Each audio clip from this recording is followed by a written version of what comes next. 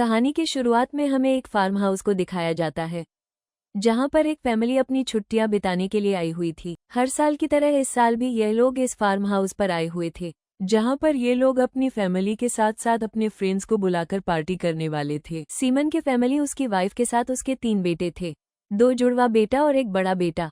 आज सीमन की वाइफ अभी तैयारी करने लगी हुई थी कि तभी डोरबेल हुआ। उसकी सिस्टर अपने हस्बैंड बेटी के साथ आ चुके थे।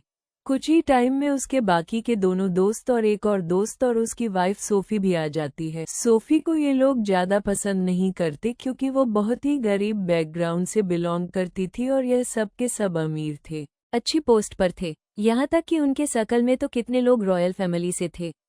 उनके घर जो छोटी बच्ची आई थी, उसकी नेचर काफी अलग और अजीब था। वो जिस चीज के लिए ठान लेती थी, उसे लेकर या उसे पूरा करवाकर ही रहती थी। अब जबकि उसने पुडिंग मांगी थी जो इन्होंने बनाई ही नहीं थी, इसीलिए उस बच्ची के डैड सीमन पुडिंग करने के लिए बाहर चले जाते हैं। यह कोई नॉर्मल पार्टी नहीं थी, इसका अंदाजा वक्त गुजरने के साथ साथ होने लगता है।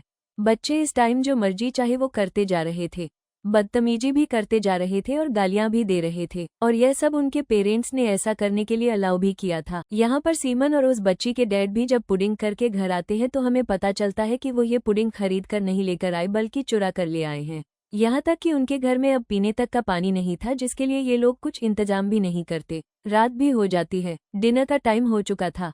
इन्होंने डिनर टेबल को किसी पार्टी की तरह सजाया हुआ था, लेकिन उससे भी अजीब बात ये थी कि इनके पास खाना बहुत ही ज्यादा कम मात्रा में था।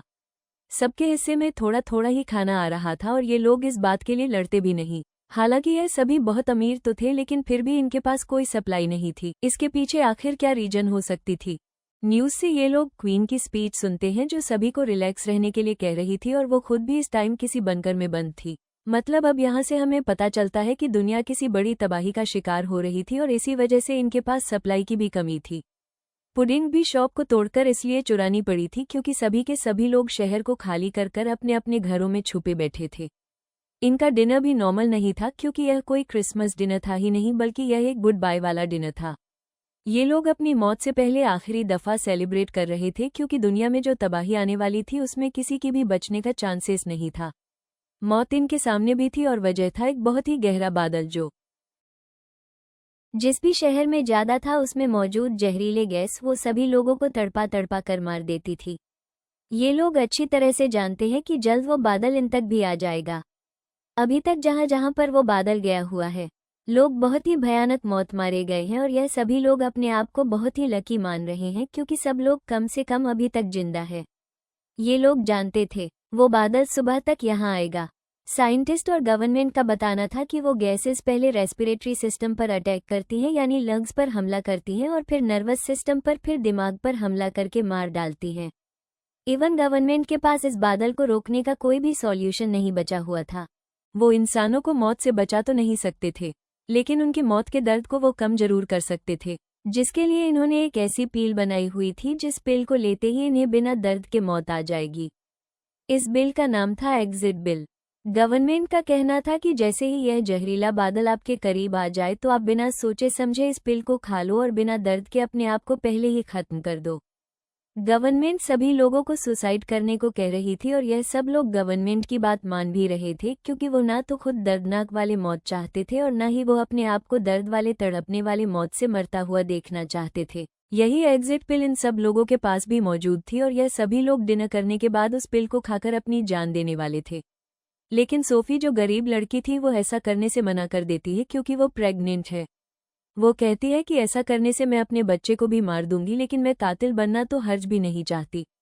सोफी के कहने का ये भी मानना था कि सुसाइड करना बिल्कुल भी ठीक नहीं है, क्या पता वो इस सब में सर्वाइव कर जाए, और यहाँ पर सीमन का बेटा 8 का भी यही मानना था। उसे भी सुसाइड में कोई लॉजिक नजर नहीं आ रही थी। तब यहाँ के लोग सोफी को समझाते हैं, कहते हैं देखो सोफी, यहाँ इस बादल वाली गैस से बच कोई भी नहीं पा रहा। हमारे पास कोई ना कोई तो एक ऑप्शन है। आसान मौत का गरीबों को तो यह ऑप्शन भी नहीं मिला। वो लोग तो तड़प तड़प कर मारे गए, कोई भी सर्वाइव नहीं कर पाया। यहाँ पर सोफी को अपने पेरेंट्स का ख्याल आता है जो अभी कल रात मारे गए थे और उसी दर्दनाक मौत में मर गए थे, जिसकी अभी बात चल रही है क्योंकि वो भी अमीर ही थे और उनको भी पिल्स नहीं मिल पाए थे। यह इनके जिंदगी की आखिरी रात थी, इसीलिए यह उसे पूरी तरह से एंजॉय करने का प्लान करते हैं। कुछ लोग गेम्स खेलते हैं, कोई मूवी देखते हैं, इवन ये लोग तो अपनी पुरानी यादें भी याद करते हैं और याद करके खुश होते रहते हैं। पता चलता है कि यह फार्म हाउस असल में सीमन के मॉम का था। जिस जगह पर ये लोग आखिरी बार बात कर रहे थे कि तभी उस बूढ़ी औरत ने देखा कि वो बादल उनके बहुत ही करीब आ चुका था। इसीलिए वो जल्दी से उस पिल को अपने मुंह में डालकर अपने आप को बहुत ही आसान मौत दे देती है, वो भी इन लोगों के आंखों के सामने ही। अब आर्ट ये बिल्कुल भी नहीं समझ पा रहा था कि गवर्नमेंट इन्हें मारने का ऑप्शन ही क्यों दे रही है। तो उसके डैड समझाते हैं कि वो बाकी के देशों का रिजल्ट पहले से ही देख चुके हैं, जहां कोई नहीं बच पाया। हमारी गवर्नमेंट कम से कम हमारी मौत की तकलीफ को कम करना चाहती है। अपने डैड के समझाने के बावजूद ये सब उसे एक बेवकूफ़ी लगने लग गया था। उसके दिमाग में एक ही खिचड़ी पक रही थी कि जब वो धुंध का बादल यहाँ से चला जाएगा तब क्या होगा, क्या वो सर्वाइव कर पाएगा या नहीं, क्या उस बादल के चले जाने के बाद दुनिया वैसे ही रहेगी या नहीं। आर्ट को तो ये भी लगने लग गया था कि गवर्नमेंट जानबूझकर उन लोगों से सुसाइड करवा रही है। ऐसा कभी नहीं हो पाया था कि दुनिया में 100% इंसान ही किसी तबाही से ही मर जाए। कुछ लोग तो सर्वाइव करेंगे ही, लेकिन कुछ बड़ी अथॉरिटीज जानबूझकर ऐसा करवा रही हैं ताकि दुनिया की आबादी ऑटोमेटिकली कम हो जाए। ये भी हो सकता था कि उस गैस के कांटेक्ट में आने के बाद जो लोग जिंदा बच जाते हैं वो ज़ॉम्बिस में कन्वर्ट होकर बदलने लगे हो और ज़ॉम्बिस की तबाही को रोकने के लिए ही गवर्नमेंट सभी के साथ ऐसा करके उनसे सुसाइड करवा रही हो। वो सोचता है कि अगर मैंने उस पिल को न भी खाया और उस गैस के जाने के बाद अगर मैं ज़ॉम्बी बन भी गया तो वो लाइफ कैसे हो सकती है। यहाँ पर वो अभी अपने मॉम से कोई बात नहीं करता क्योंकि उसकी मॉम सदमे में आ चुकी थी। उसने अभी अभी आर्ट की नानी यानी अपनी मॉम को अकेले मरते हुए देखा था। आर्ट अब सोफी के पास जाता है और सोफी से इस पिल के बारे में सारी बात करता है क्योंकि वो जानता है कि सोफी का माइंड इन सभी लोगों से बिल्कुल अलग है। सोफी भी उसे बताती है कि मैं भी इस पिल को नहीं लेने वाली। ये सब सुनने के बाद तो आर्ट के अंदर जुनून सा आ जाता है और वह अपने फैसले को अटल कर लेता है कि वो भी ऐसी मौत नहीं मरने वाला। इतनी ही देर में अब यहाँ पर उसकी मॉम भी आ जाती है, तो अब वो अपनी मॉम से भी कहता है कि मैंने भी अब फैसला कर लिया है कि ना तो सोफी पिल को खाने वाली है और ना ही मैं। ये सुनते ही उसकी मॉम तो बेहोश हो जाती है कि उसका बेटा कितना बेवकूफ़ी वाला फैसला कर रहा था। उसके मॉम डैड उसे बाहर लेकर जाते हैं और वैन में बैठाकर उसे समझाने लगते हैं कि देखो बेटा, मौत तो किसी वजह से आनी ही है, मरना तो तय है, लेकिन फिर दर्द सहकर क्यों मरे। यहाँ पर उसकी मॉम उसे एक ही ऑप्शन दे रही थी जिसमें मरना नजर आ रहा था, जबकि उसके दिल में तो एक होप थी और वो अपने मॉम डैड को भी होप दिलवाने की कोशिश करता है। लेकिन उसके मॉम डैड तो पूरी तरह से नाउद में आ चुके थे, वो तो गवर्नमेंट के बातों को ही सही समझ रहे थे। वो आखिरी बार भी आर्ट को यही समझाते हैं कि हम नहीं चाहते कि हम आराम से मर जाए और तुम मौत का दर्द सहो।